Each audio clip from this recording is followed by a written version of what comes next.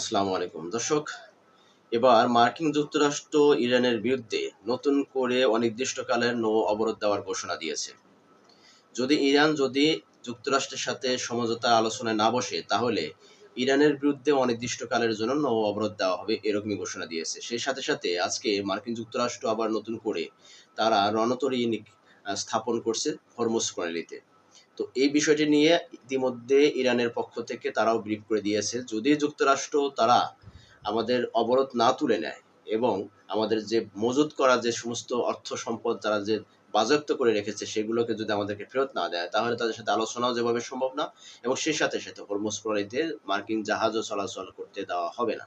তো এই ঘটনার পরেই আসলে আবারও নতুন করে উত্তেজনা শুরু করে দিয়েছে। এবং সেই সাথে মার্কিন প্রেসিডেন্ট ডোনাল্ড ট্রাম্প, আমি আরেকটা ভিডিওতে বলেছি যে তিনি আবার নতুন করে ঘোষণা দিয়েছে যে ইরান যুদ্ধ শেষ হইতে না হইতেই হরমুজ প্রণালী নিজেদের ভূখণ্ড হিসেবে ঘোষণা দেওয়া হবে, এবং সেটা খুব শীঘ্রই আসতেছে। তো এই ঘোষণার ফলে এবং ইরানের মধ্যে আবারও নতুন করে তাদের মধ্যে কিন্তু উত্তেজনা ছড়িয়ে পড়ছে বলে অনেকে বিশ্লেষণ করছে, অনেকে বলার চেষ্টা করছে যে ইতিমধ্যে সেটা প্রতিক্রিয়াও ইরানের পক্ষ থেকে জানানো হয়েছে। দর্শক, এবং জেডি ভ্যান্স যেটা বলছে, মার্কিন ভাইস প্রেসিডেন্ট, তিনি বলছেন যে এখন যুক্তরাষ্ট্রের মূল লক্ষ্য পরমাণু কর্মসূচি নয়। এখন মূল লক্ষ্য হচ্ছে যে তেলের দাম কমানো, অর্থাৎ মার্কিনীদের কম মূল্যে তেল সংগ্রহ করাই হচ্ছে মূল লক্ষ্য যুক্তরাষ্ট্রের এখন। তো এর মাধ্যমে আসলে বক্তব্যের মধ্যে যেটা বোঝা যাচ্ছে যে আগামী দিনে যুক্তরাষ্ট্র এখন যে তাদের যে প্রধান শর্ত নিয়ে নেমেছিল যে কোনোভাবেই ইরানিদেরকে পারমাণবিক অস্ত্রধার রাষ্ট্রে পরিণত করতে দেওয়া যাবে না, সেই বিষয় থেকে এখন যুক্তরাষ্ট্র বের হয়ে আসছে। এখন তাদের মূল ফোকাস হচ্ছে হরমুজ প্রণালী। তো দর্শক, এখন আসলে এই যে হরমুজ প্রণালী, তো যুক্তরাষ্ট্র কি কখনোই সেটা দখল করে নিতে পারবে এবং নিজেদের ভূখণ্ড কি আসলে সেভাবে ঘোষণা দিতে পারবে কিনা, এই বিষয়টি নিয়েও এখন সকলের মধ্যে প্রশ্ন দেখা দিয়েছে।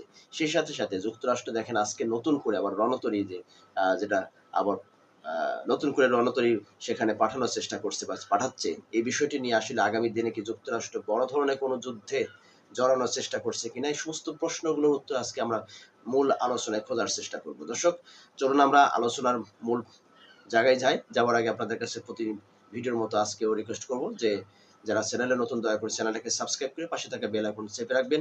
সেই সাথে সাথে ভিডিওটা ফুল টাইম আপনারা দেখবেন, কারণ একটি তথ্য আসলে প্রথম অবস্থায় বলার ক্ষেত্রে যতটুকু না প্রকাশ পায়, ভিডিওর শেষ প্রান্তে গিয়ে আসলে সেটা বিশ্লেষণের ক্ষেত্রে কিন্তু স্পষ্ট হয়ে ওঠে। তাই একটি বিষয়টি জানতে গেলে আপনারা পুরো ভিডিওটা দেখবেন, এবং আপনাদের ভিডিও সম্পর্কে মতামত থাকলে কমেন্টস করবেন। সেই সাথে সাথে ভালো লাগলে লাইক দিবেন, যদি না লাগে থাকে তাহলে ডিসলাইক দিয়ে বের হয়ে যাবেন। দর্শক, চলুন আমরা এবার মূল আলোচনায় যাই। যেটা বলছিলাম যে শুরুতে, যে মার্কিন প্রেসিডেন্ট ডোনাল্ড ট্রাম্প এবার ইরানের বিরুদ্ধে অনির্দিষ্টকালের নৌ অবরোধ দিচ্ছে, এবং সেখানে যে নতুন করে আবার আহ, বিমানবাহী রণতরী সেখানে আবার স্থাপন করছে বা সেখানে পাঠাচ্ছে, সে বিষয়টি নিয়েই দীর্ঘ সময় সমুদ্রের যে মার্কিন বাহিনী নাবিকদের মানসিক চাপ এবং অন্যান্য সমস্যা সমাধানের জন্য বা সেখান থেকে তাদেরকে মুক্ত করার জন্য ইউএসএস আব্রাহাম লিঙ্কন যে বিমানবাহী রণতরী ছিল, সেটাকে সেখান থেকে সরিয়ে এবার ইউএসএস জর্জ ওয়াশিংটনকে সেখানে পাঠাচ্ছে বলে এরকম রিপোর্টে আসছে। তো আমরা যতটুকু জানি যে এই আব্রাহাম লিঙ্কনে গত দুদিন আগে সেখানে সৈনিকদের ভিতরে, অর্থাৎ সেখানে কর্মচারী বা কর্মকর্তাদের ভিতরে উদ্বিগ্ন কাজ করছিল। দীর্ঘ 250 থেকে 60 দিনের মতো টানা সমুদ্রের ভিতরে জীবনযাপন করতে গিয়ে তারা নানানভাবে মানসিকভাবে বিপর্যয়ের মধ্যে পড়েছে।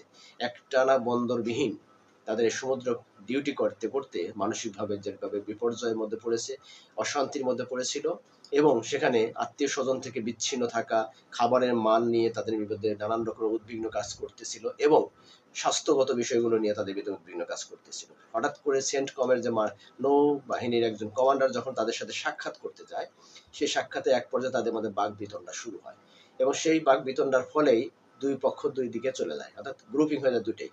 এক পর্যায়ে তাদের মধ্যে হাতাহাতি থেকে শুরু করে তারা ন্যূনতম 7 জন সেখানে হত্যা করে এক পক্ষ আর এক পক্ষকে, এবং বেশ কিছু সৈনিক সেখানে আহত অবস্থায় ছিলেন।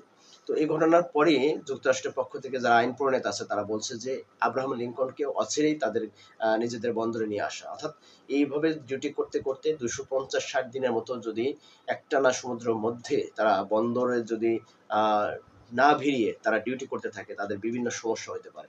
তো এই জন্য তারা বন্দরে এখন নতুন করে রণতরী তারা আবার সেখানে পাঠাচ্ছে।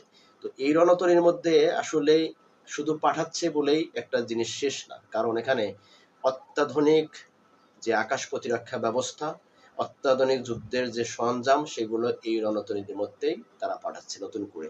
এবং এখানে যারা সৈনিক তারা নতুন উদ্যমে তাদের নিজেদের ভিতরে একটা অন্যরকম স্পিড নিয়ে কিন্তু তারা চলে যাচ্ছে, কারণ হচ্ছে হরমুজ প্রণালী তাদের নিজেদের দখলে নেওয়া হচ্ছে এখন মার্কিন যুক্তরাষ্ট্রের মূল টার্গেট।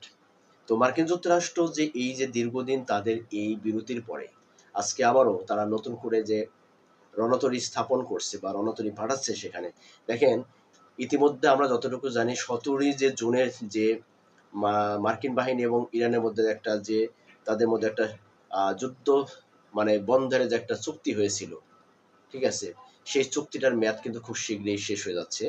60 দিনের যে একটা চুক্তি হয়েছিল, তো এই চুক্তিটা শেষ হইতে কি হতে যুক্তরাষ্ট্রকে আবার নতুন করে ইরানের উপর বড় ধরনের আক্রমণ করবে কিনা সেই প্রশ্নটাও কিন্তু এখন দেখা দিচ্ছে। দেখেন, কারণ অনেকে বলার চেষ্টা করছে যে দুই দেশের যে বর্তমান পরিস্থিতি সেই পরিস্থিতির উপর বেস করে দেখা যাচ্ছে যে আগামী দিনে হয়তো বা আবার একটা বড় ধরনের সংঘাত হরমুজ প্রণালী ঘিরে শুরু হতে পারে।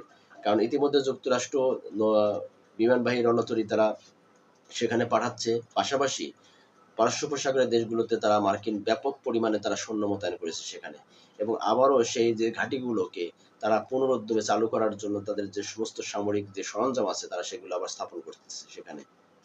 এবং সেই সাথে সাথে প্রেসিডেন্ট ডোনাল্ড ট্রাম্পের যে বক্তব্য, তিনি বলতেছেন খুব শীঘ্রই আমরা হরমুজ প্রণালীকে নিজেদের ভূখণ্ড হিসেবে ঘোষণা দিতে যাচ্ছি। তা আসলে মার্কিন প্রেসিডেন্ট ডোনাল্ড ট্রাম্পের এই বক্তব্যকে আসলে ততটা প্রাধান্য দিচ্ছে না ইরান এই মুহূর্তে, তারপরেও বিশ্ব নেতারাও দিচ্ছে না, কারণ তিনি প্রতিনিয়ত এরকম বক্তব্য দিয়ে থাকেন, নানান রকম মানে বিভ্রান্তিকর বক্তব্য দেওয়া হচ্ছে তার মূল বিষয়।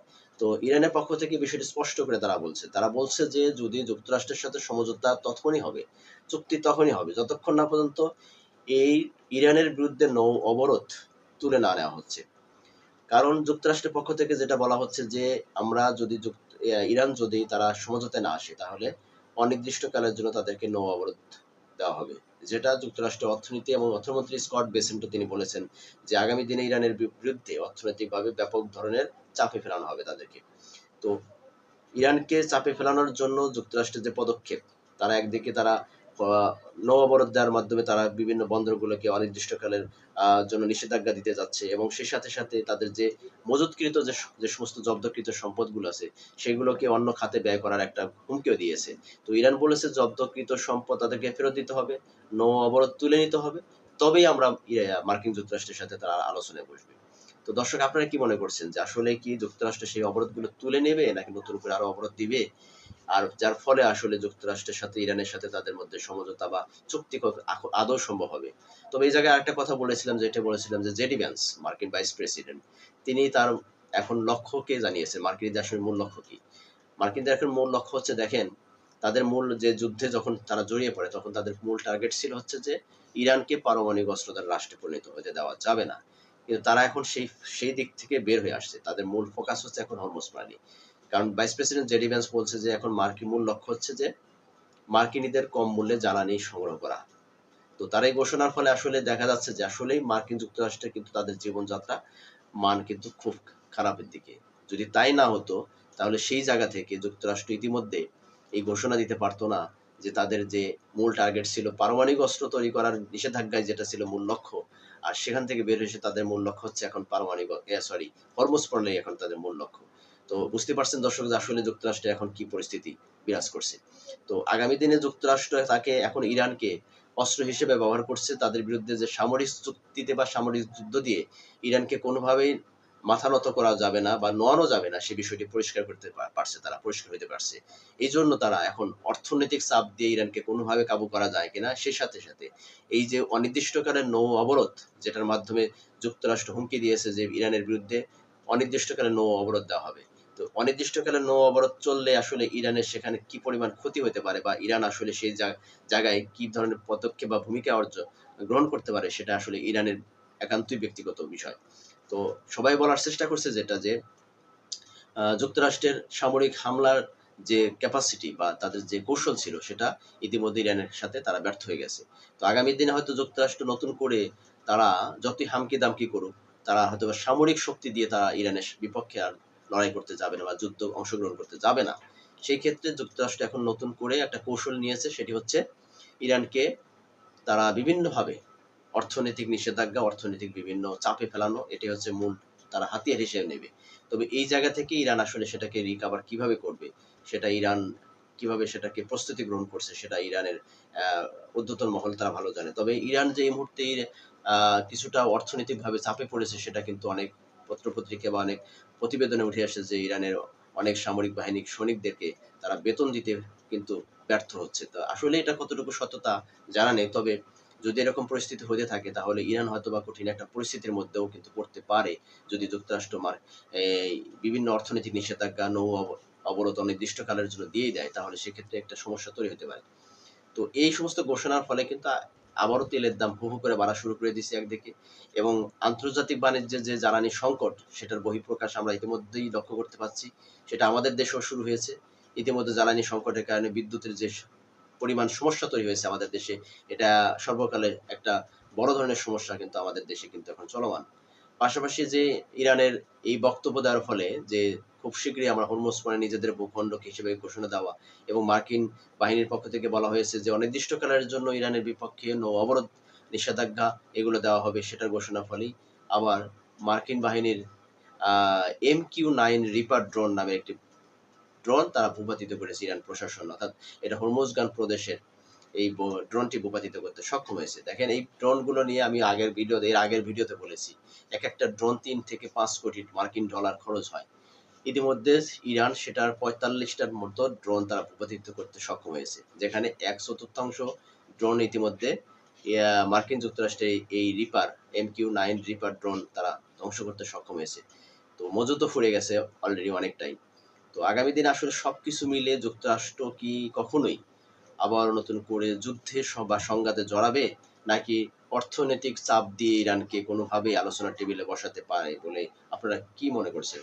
যে আপনাদের কাছে কি মনে হচ্ছে? দর্শক, আপনাদের মতামতগুলো কমেন্টসে জানিয়ে যাবেন। সেই সাথে, সাথে আজকের এই ভিডিওতে থাকার জন্য আপনাদের অসংখ্য ধন্যবাদ জানাচ্ছি, এবং ভিডিও সম্পর্কে আপনাদের মতামত তো অবশ্যই কমেন্টস করবেন। চ্যানেলে নতুন হলে দয়া করে চ্যানেলটাকে সাবস্ক্রাইব করে পাশে থাকা বেল আইকন চেপে রাখবেন। ধন্যবাদ সকলকে। ভালো থাকবেন, সুস্থ থাকবেন। আল্লাহ হাফেজ। আসসালামু আলাইকুম ওয়া রাহমাতুল্লাহি ওয়া বারাকাতুহু।